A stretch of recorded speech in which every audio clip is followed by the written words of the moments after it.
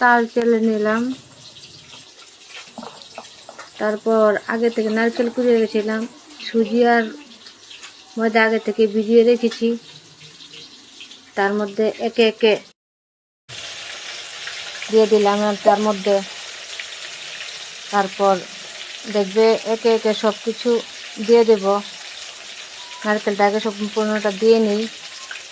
তারপর তার মধ্যে ভিজিয়ে রাখা সুজি আর চিনি একসঙ্গে ভিজিয়ে রেখেছিলাম, এগুলি আস্তে আস্তে দিয়ে দিচ্ছি। সুজি আর চিনি ভিজিয়ে রেখেছিলাম, তাতে ভালো হয় আর কি, মাখাটা খুব তাড়াতাড়ি হয়। এর মধ্যে দিয়ে দিলাম আবার ময়দা একটু। যতটুকু পরিমাণে ময়দা লাগবে তোমরা সবাই এতটুকু পরিমাণে ময়দা দেবে। তাল কতটুকু আছে তার উপর নির্ভর করে ময়দাটা দিবে।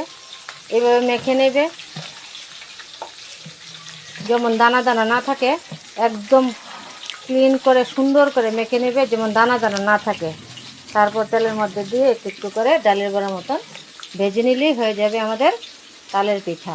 এই দেখো বন্ধুরা, কেমন হয়েছে অবশ্যই কমেন্ট করে বলো। আমাদের এই বছরের প্রথম তালের পিঠা।